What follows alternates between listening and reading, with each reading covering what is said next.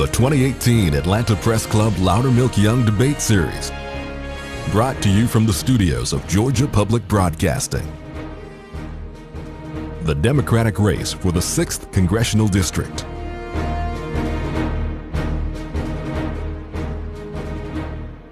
And good afternoon to you. I'm Sine Simpson, an evening anchor with Fox 5 Atlanta. Welcome to the Atlanta Press Club Loudermilk Young Debate Series, originating from the studios of Georgia Public Broadcasting in Atlanta. Now, this is the runoff debate between the Democratic candidates running for Congressional District 6. District 6 includes parts of East Cobb County, North Fulton, and North DeKalb counties. Let's meet the candidates.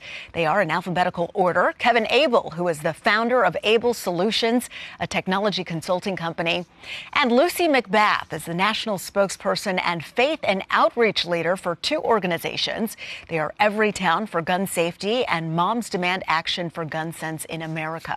Let's also meet our panelists. Bradley George is a senior reporter and editor at Georgia Public Broadcasting, and Patricia Murphy is a columnist covering national politics. Now let's get started. For rules on today's debate, please visit the Atlanta Press Club website at atlantapressclub.org. And to start the debate, each candidate will be asked a question by both of the panelists. Patricia Murphy, you're going to get the first question for Lucy McBath. Ms. McBath, the 6th District, which you're hoping to represent in Congress, voted for President Trump by 1.5%. So if you were to go to Congress, you would still have a sizable Republican population in your district. Which specific policies, if any, of the president's can you and do you support? Thank you for that question.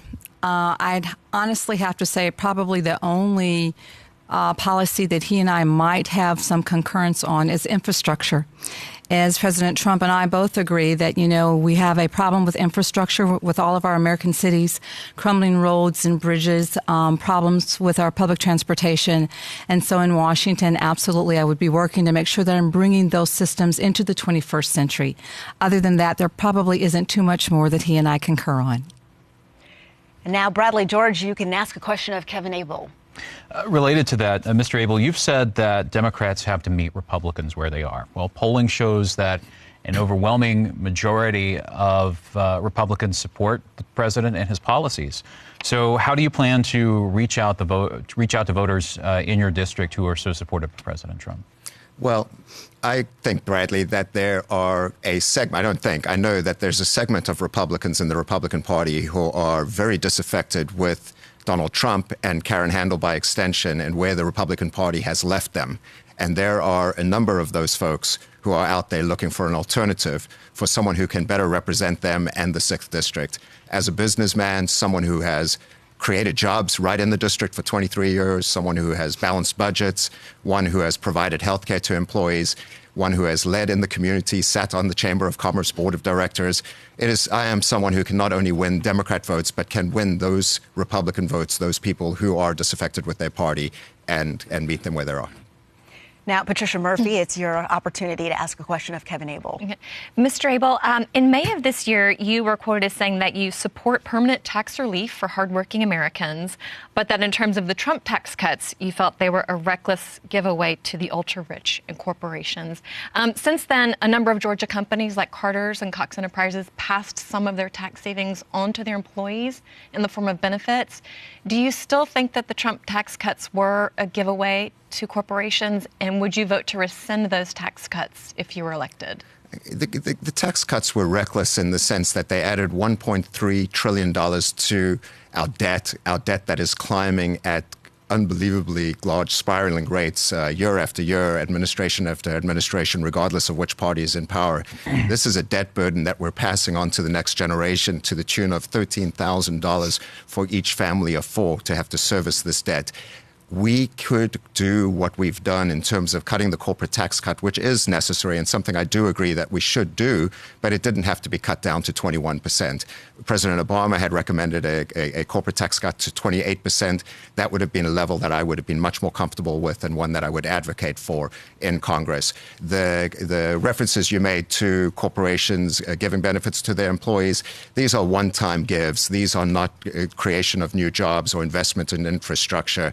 these are just cynical ploys to show that this tax cut has done something in a very short-termist kind of way. And now, Bradley George, you get a final question for Lucy McBath. Ms. McBath, one of the most important things that a member of Congress does is that they sit on committees, because that's where the details of bills are hashed out. That's where policy is made. If you win this runoff and you defeat Karen Handel and you're elected to Congress, what committees would you want to serve on as the Congresswoman for the 6th District? Well, most certainly the Judiciary Committee. Of course, a lot of the gun legislation goes through that committee as well. But I do believe that as a junior Congresswoman, I may not get the ability to sit on that committee, and I'm more than happy to serve on whatever committee I'm placed on, as long as I'm making sure that I am representing the constituents of the 6th Congressional District, making sure that they have all the needs, that I am representing them for everything that they care about, everything that they're concerned about. I'm more than happy to sit on any of the committees to serve my neighbors. Well, that concludes the first portion of the debate. The candidates will now ask a question of their opponent. Each candidate will have 30 seconds to ask the question, 60 seconds to respond, and 30 seconds for a rebuttal. Now, by random selection, Kevin Abel, you'll ask the first question. Thanks very much. Lucy, you have been branded a single-issue candidate. The national media has done many stories on you highlighting this single issue. In a general election, in a conservative-leaning 6th District, how do you break away from being defined by the single issue? Thank you, Mr. Abel. That's a very good question. Most certainly, people do know me by the work that I've been doing around the country in gun violence prevention, and that has probably been most of what people understand and know about me. But as a 2-time breast cancer survivor, I've been very, very concerned about what's been happening with health care. I want health care for all people. There are so many people in this district that people never even see.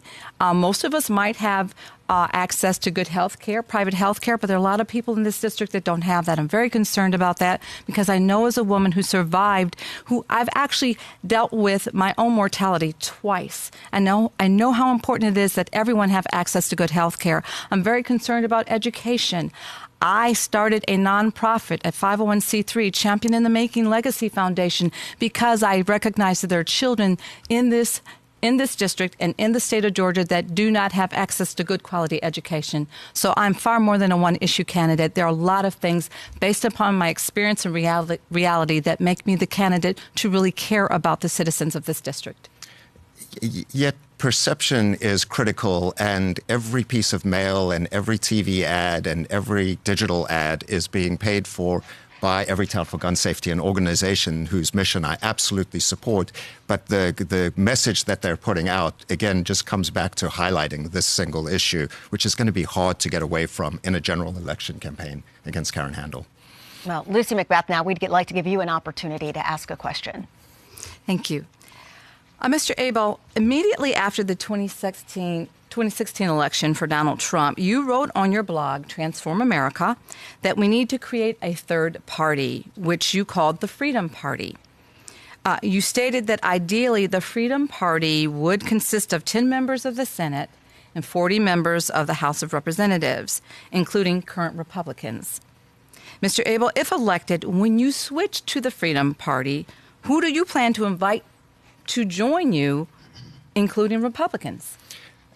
You know, Lucy, I have spent the last 30 years of my life thinking about, talking about, and writing about political issues, about our broken American government, about our fractured American Congress. I like to think outside the box, because we know what 30 years of inside the box thinking has accomplished for this country. I am absolutely a committed Democrat. My actions, my words, what I have done, and what I continue to advocate for cannot be called into question who I am as a Democrat. I care about this country. I care about America, and I care that we do some things differently in terms of how we find solutions to the problems in this country. As a businessman, I've sat across the aisle and negotiated win-win solutions with people who don't always agree with me. As a member of Congress, I will know how to find compromise without ever compromising our democratic values. And Lucy McBath, we want to give you an opportunity for a rebuttal. Okay, Mr. Abel, working against the Democratic Party is not only disconcerting. That's not the only disconcerting thing on your blog. What bothers me the most is that you've suggested raising the age of Social Security to pay for the program. This is also an idea that's definitely shared by Paul Ryan as well as President Trump. Also, you have shared ideas that question whether teachers should be paid for their value and paid for their worth. And these are just ideologies that don't align with the Democratic Party. All right, thank you so much. For those of you just joining us, this is the runoff debate between the Democratic candidates for Congressional District 6. Now, we'll now go back to the panel to ask questions of the candidates until we run out of time. Now, as a point of moderator privilege, I may also ask the candidates questions. I'll determine when a rebuttal is also appropriate. So, Bradley, George, you'll get the first question in this round. This is for both of you. We'll start with Mr. Abel. A number of Democrats running this year are running on a platform of Medicaid for all. Is that an idea that you support? I'd like to take 5 seconds to just quickly respond to the previous rebuttal and say that what was just stated was patently untrue, and I invite anyone to go read what I've written on my blog at Transform America. I believe that the Affordable Care Act is the right policy framework for moving forward with healthcare policy in this country. While the act has flaws, and we know what those flaws are, we also know that the act was undermined by the Trump administration and the Republican Party. We need to restore the individual mandate. We need to find ways for states to expand Medicaid. We need Medicare to negotiate for prescription drug prices, and we need to expand the use of accountable care organizations, which are ways in which Medicare right now is compensated for the quality of outcomes rather than the quantity of care. Again, I believe that the Affordable Care Act should and could be the next phase forward for healthcare policy in this country. And Lucy McBath, would you like to weigh in? As a two-time breast cancer survivor, I know how important it is that everyone have access to good quality health care. That is what I want to do, make sure that we cover as many people as possible. I would love to be able to expand Medicaid. I would love people to have a viable public option. They deserve this. I am completely opposed to defunding of Planned Parenthood. There are 2.4 million people in this country that is the only means of affordable health care that they have, and especially most of those are women. And I want to make sure that women have the ability to make the decisions that they need to make about their health care. That is their right. This country needs to make sure that it abides by taking care of the citizens that work so hard, people that we live among every single day. And in Washington, I will work as hard as I possibly can because I've looked at my own mortality not once, but twice. And everyone deserves good access to good quality health care. All right. Patricia Murphy, now it's your opportunity to ask a question. This question is for both candidates. 6 months ago, Congressman Al Green introduced a resolution to impeach President Trump. The House voted on that measure. How would you each have voted on that, whether or not President Trump should be impeached? Who are you asking first? You can go first.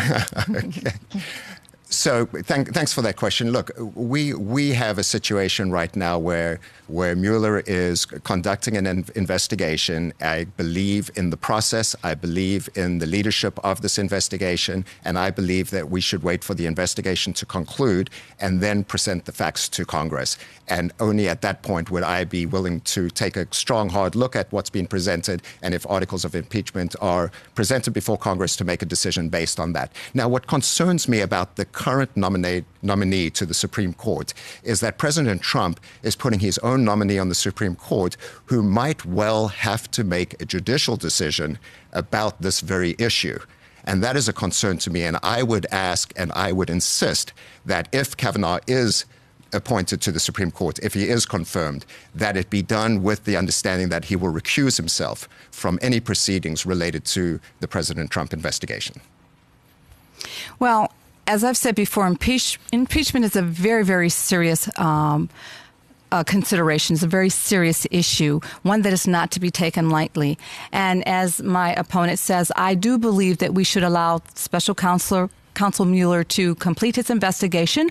I think that American public needs answers to the questions about Russia and their interference in our democracy. However, I would say that, once again, that's a very serious consideration. I think that it's incumbent upon me to make sure that I am spending as much time as possible being centered and focused on what's important to the people in my district in Washington as their representative when I have the facts, the research, and the data, and have to be faced to make those kinds of considerations. I'll be making them at that time, but I cannot make a decision at this point because I just am not in Washington and I don't have access to the information and resources to make that kind of decision. Bradley, George, back to you. This question is for both of you. We'll start with Ms. McBath. The leadership in the House, the Democratic leadership, has been the same trio for well over the last decade. Nancy Pelosi, Steny Hoyer, James Clyburn. Some Democrats in the House are now saying that it's time for the three of them to step aside and make way for new leadership, especially Nancy Pelosi, because she would potentially become Speaker again if Democrats win the majority. If elected, would you vote for Nancy Pelosi as Speaker? That's a very good question. Thank you. Once again, when I'm elected, we don't even know what candidates are going to be there to be positioned for her role. And as I've said before, these are very tough decisions and considerations that have to be made. Now, I do not want to discount anything that Leader Pelosi has done on behalf of the Democratic Party. What I will say, though, is that once in Washington and knowing who the candidates may actually be at that time, taking into consideration with the information, the resources that are given to me, then I'll be better able to make that decision at that time. But I do not want to discount what any Democrat has done for the Democratic Party on behalf of the party in Washington. I want to start by acknowledging the tremendous work that Leader Pelosi has done for the Democratic Party on behalf of the Democratic Party, working tirelessly not only in Washington but across the country.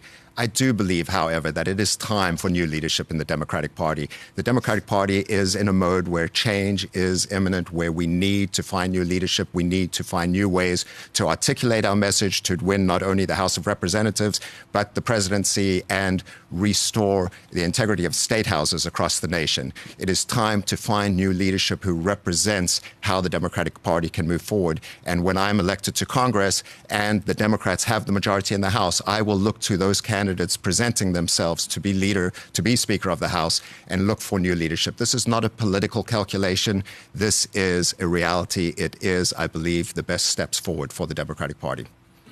Patricia Murphy. Thank you. Mr. Abel, since you raised the issue of gun safety related to Ms. McBath's candidacy, I'd like to know from each one of you, what would you do to keep students in the 6 district schools safe from a school shooter? Yeah, this is a problem that we just wring our hands over. It is so distressing. I sat in on a session put on by the state Senate, the Georgia State Senate, as it regards school safety, and they held their first public hearing or forum at North Springs High School, where my son just recently graduated and actually led the walkout on March 14th. I believe that there is a role for Congress to play, and I stand side by side with Ms. McBath in terms of the advocacy for sensible gun safety legislation that we must, as a country, take action on. And then at the local level, there are many different ideas that the school systems, Fulton County School, talked about exactly the ideas that they're going to do to put in place to secure the schools. And I am a fearless advocate for making sure we invest the right funds. I will tell you one thing, what I am not against, what I'm not for, though, and that is we should not, absolutely not, arm teachers in the classroom. As you're well aware, with having my own son gunned down unnecessarily, I'm very, very familiar with the things that I would do. I have contemplated this issue for many days and hours. Most definitely, I would be making sure that, one, we do not arm teachers. That's not what we need to do. Arming the teachers, putting our children more at risk than they already are, is not the answer. Most definitely, background checks for all gun sales. That is the largest, #1 deterrent that we can make in this country, making sure that people who should not have guns are not actually having the ability to have access to them, and making sure that our people that are mentally disturbed, or people that have dangerous criminal behaviors, or people that are domestic abusers do not have access to guns. Definitely red flag laws. If we had red flag laws, the case and the situation in Parkland would not have happened, because that family would have been able to go to law enforcement and to go before a judge and advocate that this individual, their loved one, should not have access to guns. So these are just some of the deterrents, but definitely working as broadly as we can to make sure that we are decreasing the number of people that have access to guns who should not have them. All right, back to Bradley George now. Mr. Abel, I want to ask the question that I asked Ms. McBath earlier about committee assignments. If you were elected, what committees would you want to serve on? Yeah, thanks for that question. I'm very excited to get on the Energy and Commerce Committee, as well as the Foreign Affairs Committee in the House. With respect to Energy and Commerce, this is a committee that deals with a number of different issues, including healthcare and energy, climate change related issues. I believe with healthcare that, as we've already talked about briefly, this is the single most important issue that Americans care about across the country that we absolutely have to address. We haven't talked about climate change, but we need energy policy in this country that allows us to invest in clean energy. It's an opportunity for a huge growth in the economy, not to mention the fact that we'll be doing something to protect our environment for future generations. So those are the two committees that I would like to participate in. Patricia Murphy. Mr. Abel, do you think there should be more women in Congress? I believe that Congress should absolutely reflect the demography of the United States. And in that context, absolutely, there should be far more women representing the citizens of the United States in districts all around the country. I believe that in this particular 6th district, I am the right candidate to not only defeat Karen Handel in the fall, but to represent the demography and the makeup of this district, and to represent our country by representing this district. And Lucy McBath, would you like to weigh in on this? Most definitely. I'm more than happy to say that I am so encouraged by the numbers of women that are standing up to represent their families and their communities. We have always been the pulse point of our families. We are now the wage earners, the breadwinners. We're the doctors and we're the nurses. We are the ones in our families that actually have the pulse point of everything that is important to us. And I think that women standing up and taking their place and taking a place at the seat of the table is most vital and most important. It's what we've needed, because women have the ability to see things differently. We are multitaskers, and women handle problems and crises in a way that has been far more effective in my mind sight. So I'm so excited to see women standing up to take their place, and I encourage any woman. She is intelligent enough, she is strong enough, and she's more than prepared to take her place as a civil servant. All right. I'd like to ask both of you a question. Obviously, this is going to be a very competitive race against Karen Handel. What is your strategy to defeat her in this election? I'll start with you. My strategy is most simple: to make sure that I'm engaging with everyone within the district, and that means, there are some people that, of course, you have to always reach across the aisle to talk to people and engage with people that may not always necessarily agree with you. But what I want people in this district to know is that I am one of them. I live among them. I work among them, and I'm completely engaged in their welfare and their future.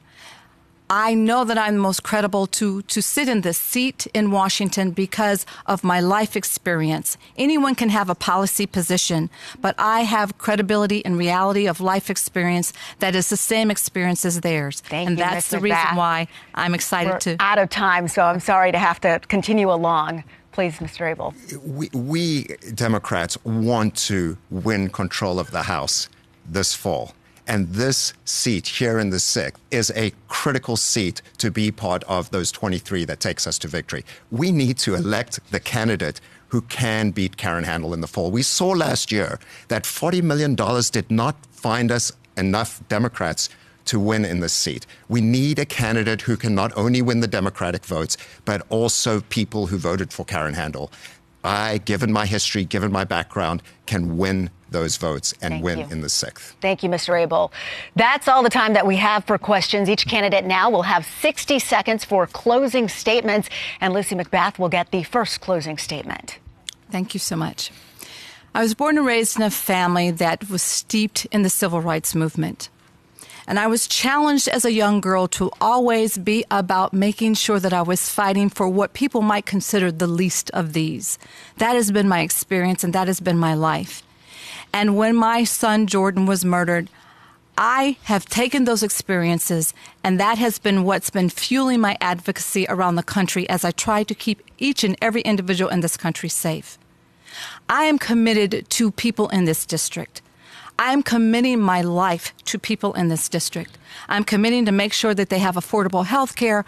I'm committing my life to make sure that their children are educated. I'm committing my life to make sure that each and every individual in this country, each and every individual in this district is not unfairly and unduly discriminated against. I'm dedicating my life. I am standing firm. I have no fear. I have no fear of representing them in Washington and making sure that we are standing against the polarizing and divisive administration here in Washington with the Trump administration. And I will abide by. Sorry. Thank you. And Mr. Abel. I've been on this campaign trail for 9 months, and I've met thousands of constituents. I've made hundreds of new friends.